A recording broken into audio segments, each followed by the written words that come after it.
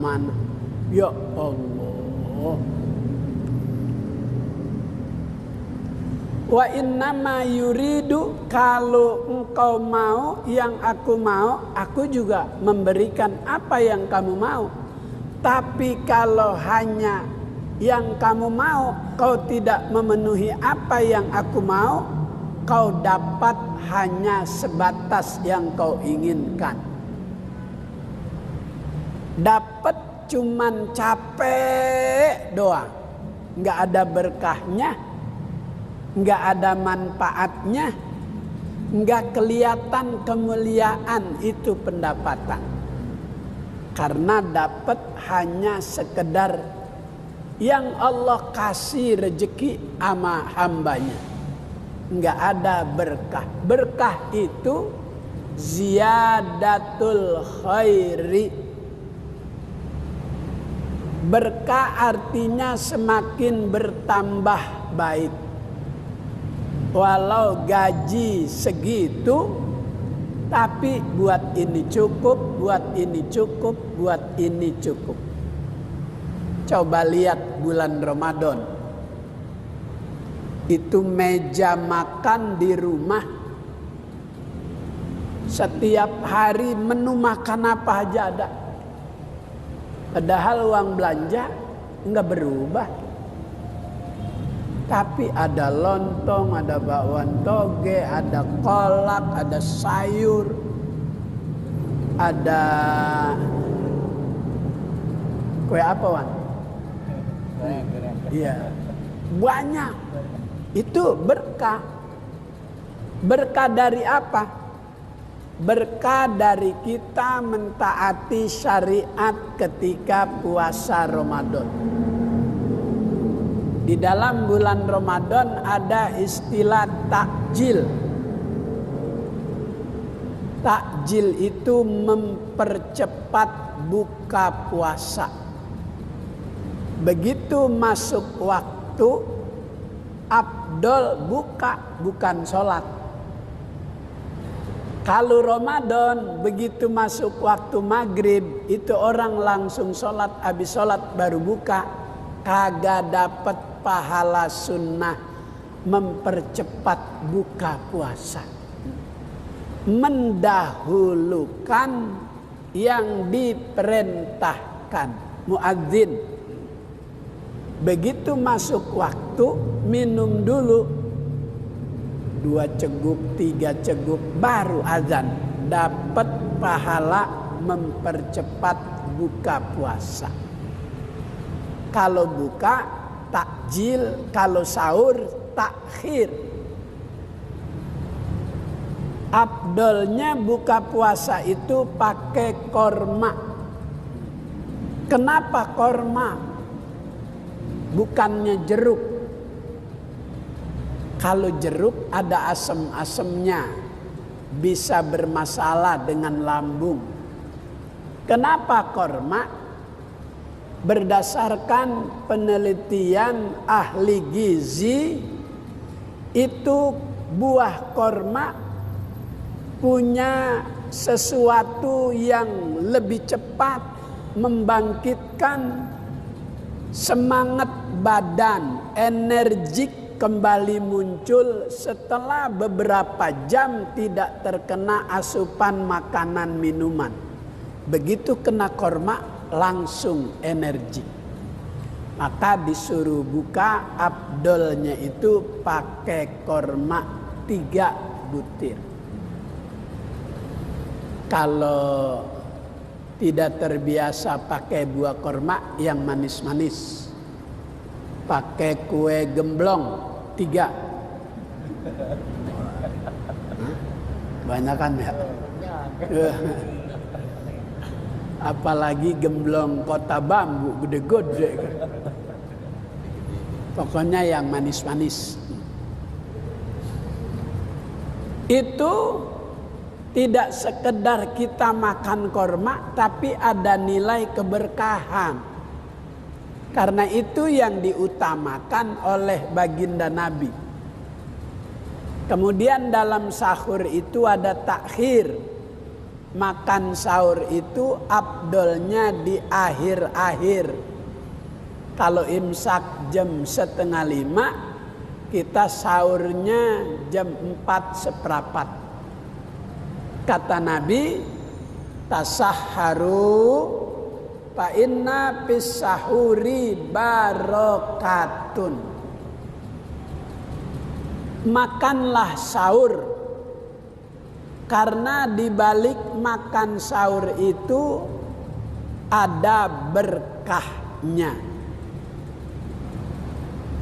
Makanan yang kita makan waktu sahur bertahan dalam tubuh itu selama 7 jam.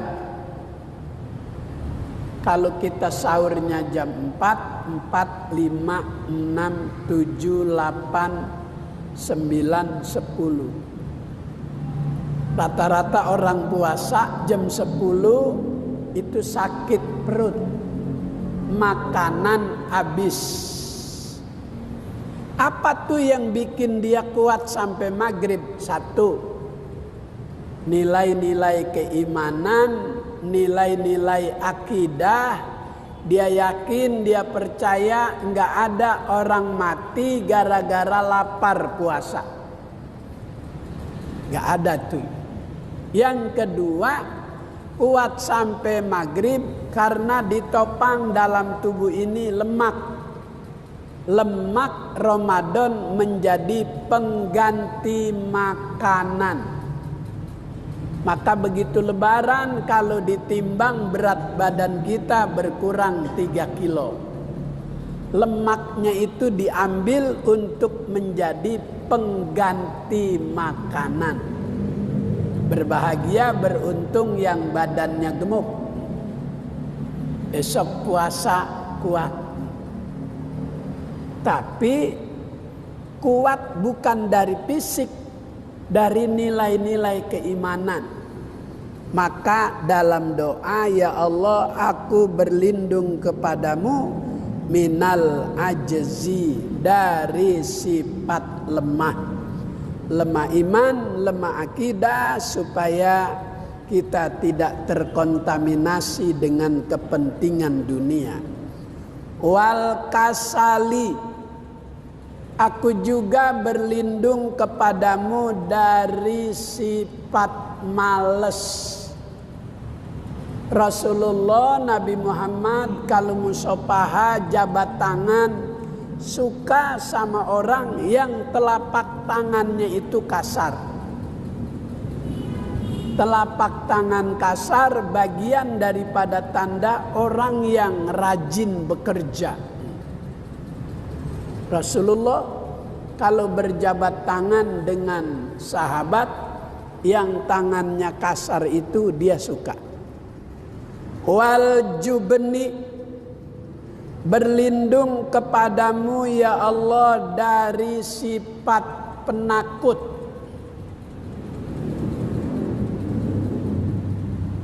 Mau sholat ke masjid takut kena virus apa? Besok iya, politron. Hah? Oh iya, Sumarekon. Padahal kata Ibu Siti Padilla mantan Menkes, kata dia Omikron ini virus biasa, virus terakhir, setelah ini nggak ada lagi. Dia bicara berdasarkan ilmu yang dia miliki, berdasarkan kajian, berdasarkan penelitian sebagai Menteri Kesehatan. Jadi dia tahu ini virus-virus yang dimuncul-munculin ada kepentingan bisnis. Ini virus biasa dibuat berita sedemikian rupa supaya orang takut. Malah udah beredar tuh Sholat disuruh jaga jarak lagi 1 meter. Ya Allah, udah beredar tuh himbauan, tapi kayaknya kagak didengerin. Giliran kemarin level 3 Natal dan tahun baru pakai kagak jadi. Giliran mau Ramadan, romannya dijadiin. Tuh Luhut Binsar Penjahitan sudah tuh. Sebentar lagi Jabodetabek, Bali, Jawa bakal diterapkan kembali level 3 pertengahan Februari. Dikit lagi mau puasa digituin. Tapi kayaknya mah kagak didengerin. Maka berlindung kepada Allah wal jubni dari sifat takut. Wal bukhli, berlindung kepada Allah dari sifat bakhil, pelit, medit, koret, meredehese, pantat kuning. Nggak ada man, masa pantat kuning? Nggak ada. Orang biar putih pantatnya biru, nggak ada yang kuning. Bakhil nama sebuah pohon di neraka. Al-bukhlu syajaratun pinnar.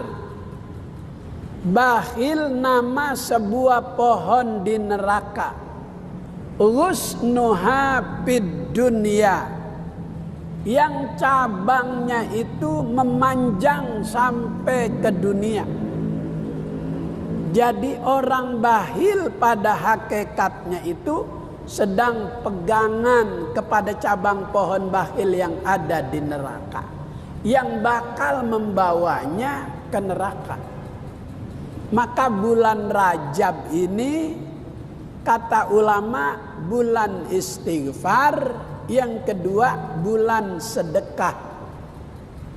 Luqmatun fi batnil jai'i khairun min bina'i al-pijami. Satu suap kita berikan kepada orang yang lapar itu lebih baik dari kita membangun 1000 masjid jami. Ya Allah, dimanjakan pahala sedekah di bulan yang Allah muliakan, Rajabun syahrullah. Bulan Rajab itu bulan yang dimuliakan oleh Allah, sehingga orang yang sedekah itu pahalanya seperti membangun 1000 masjid jami. Di luar bulan Rajab lain lagi pahalanya, karena dia syahrullah, bulan yang dimuliakan oleh Allah. Arba'atun hurum, 4 bulan yang dimuliakan. Masjidil Haram, masjid yang termulia di dunia. Nggak ada di mana-mana Masjidil Haram, cuma 1. Salatun fi Masjidil Haram afdalu min mi'ati alfi salatin fi masyiwa. 1 kali sembahyang di Masjidil Haram sama dengan kita sholat di An-Nur ini 100.000 kali. Makanya cuman 1 Masjidil Haram. Ada di Kuningan Masjidil Haram? Enggak ada. Paling orang kalau lihat kayak Masjid Kuba, orang bakal berkata, oh mirip Masjidil Haram ya tuh. Karena ada emas-emasnya, ornamen-ornamen yang dibangun mirip dengan apa yang ada di Masjidil Haram, Masjid Nabawi. Orang, maka Masjidil Haram cuma satu. Masjid termulia kedua, Masjid Nabawi. Makanya nggak ada di mana-mana Masjid Nabawi, cuma di Madinah. Yang sholat sekali di sana sama dengan sholat di sini 1000 kali. Kalau di Masjidil Haram 100.000. Kalau di Masjid Nabawi 1000. Kalau di Masjidil Aqsa sekali di sana kita sholat sama dengan kita sholat di An-Nur 500 kali. Maka Masjidil Aqsa cuma satu. Nggak ada di Tenabang, di Bongkaran Masjidil Aqsa, nggak ada. Adanya cuma di Palestina yang menjadi proses Isra Mi'raj. Subhanalladzi asra bi'abdihi laylam minal masjidil harami ilal masjidil aqsa. Maha suci Allah. Kenapa ditaruhin kalimat tasbih subhana? Karena itu kejadian di luar akal, di luar nalar manusia. Masjidil Haram, Masjidil Aqsa jika ditempuh pakai onta bulanan. Tapi itu cuma 2 jam. Di luar akal. Maka ditaruhin subhana, maha suci Allah. Kita biasa lihat sapi kakinya 4. Suatu ketika kita lihat ada sapi kakinya 5, terkejut. Subhanallah, maha suci Allah. Begitu Isra Mi'raj. Kejadian yang luar biasa, di luar akal, di luar nalar manusia. Nabi cerita kepada Abu Bakar. Abu Bakar langsung percaya. Maka diberi gelar As-Siddiq. Orang yang percaya dan terpercaya. Orang yang benar. Kenapa dia langsung percaya? Sebab Nabi kalau ngomong nggak pakai hawa nafsu. Dia bicara pakai bimbingan wahyu.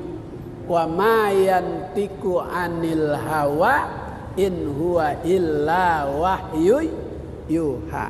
Maka disuruh kita minta kepada Allah dari lemah iman, lemah akidah, sifat malas, sifat takut, sifat bakhil, wal harami. Berlindung kepada Allah dari rasa pikun, tua, lupa. Saya punya orang tua dulu lupa menjelang ajal. Pagi habis sarapan jam 7, jam 8 minta lagi sarapan. Mak belum sarapan, tadi jam 7, belum sarapan lagi. Orang lupa. Ada yang pikun urusan makan, tapi nggak pernah pikun urusan sholat. Wow, cakep tuh. Kalau ama urusan ibadah, walau usianya sudah uzur, tapi maunya sholat aja. Tadi udah sholat isya kan? Belum, sholat lagi. Habis buka mukena, wudhu lagi, sholat lagi. Sholat apaan mak? Isya. Tadi kan udah, belum. Bagus. Yang kurang bagus itu suami kalau pikun, kalau lupa sama istri. Bahaya dah tuh. Sama istri lupa. Maka disuruh minta oleh Nabi berlindung kepada Allah dari sifat pelupa. Wa a'udzubika min adzabil qabri, berlindung kepada Allah dari azab kubur. Ada hadis ini berlindung kepada Allah dari azab kubur karena Nabi pernah lewat di 2 kuburan dua penghuni lagi disiksa. Maka Nabi buru-buru ambil pelepah kurma, ditanam di bagian kepala. Jadi menanam pohon selesai proses penguburan itu sunnah. Semakin banyak pohon, semakin banyak daunnya, itu menjadi keringanan buat almarhum di alam barzah. Karena munculnya daun baru bernilaikan tasbih. Maka sunnah nanam pohon yang kagak berbuah. Makruh kuburan ditanemin pohon duren montong. Karena nanti bakal ada pertengkaran. Masing-masing mengklaim ini milik saya, ini saya yang tanam. Enggak, ini ada di kepala kuburan saya punya orang tua. Jika terjadi konflik bakal mempengaruhi yang ada di alam barzah. Maka kalau anak itu ribut urusan warisan, kesian orang tua. Kadang tanah kuburan orang tua masih basah, anak di dunia mas ribut urusan bagian. Yang tua pengennya yang di pinggir jalan. Yang bontot nggak sekolah, nggak kuliah, ditaruh di pojok sono deket comberan. Siapa yang mau di sono? Maka sering kita jumpai dalam kehidupan orang yang serakah dalam urusan warisan, biasanya hartanya tidak bertahan lama dan umurnya juga kagak panjang. Lihat dah, orang yang serakah dalam urusan warisan, hartanya itu habis lebih dulu. Atau umurnya habis lebih dulu. Saya punya kakek, punya tanah hampir 3 hektar. Banyak gak 3 hektar? Diambil sama adeknya. Begitu dia ambil, dia mati duluan. Maka kebun yang ini diakuin sama anak-anaknya. Sampai dia pasang plang, nama kakeknya itu dia rubah hurufnya. Supaya dari anak-anak saudara saya nggak menuntut. Kalau keluarga saya alhamdulillah makan tuh. Pada ngomongnya begitu aja. Makan nggak bakal berkah. Bener. Pada mati satu. Ada yang begitu mau ditaruh di liang lahat, gugur tanah. Begitu udah diuruk kagak cukup. Sampai ngambil tanah lain supaya cukup, kagak cukup juga. Itu akibat serakah dalam urusan harta warisan. Maka disuruh berlindung kepada Allah dari azab kubur, dari azab api neraka, berlindung kepada Allah dari fitnah terjadi dalam kehidupan dan saat menjelang kematian. Wallahu a'lam. Allahumma rzuqna ilman nafi'a wa amalan mutaqabbala, fahman zakiyya wa qalban khashi'a. Allahumma inna nas'aluka fahman nabiyyin wa hifzal mursalin wa ilhamal malaikatil muqarrabin. Ya Rabbana tarabna, ya Rabbana tarabna, ya Rabbana tarabna. Allahumma barik lana fi Rajab wa Sya'ban wa ballighna Ramadan ya dzal jalali wal ikram ya dzat tawli wal in'am. Rabbana atina fid dunya hasanah fil akhirati hasanah wa qina adzabannar. Sallallahu ala sayyidina Muhammad wa ala alihi wa sahbihi wasallam. Walhamdulillahi rabbil alamin. Assalamualaikum warahmatullahi wabarakatuh.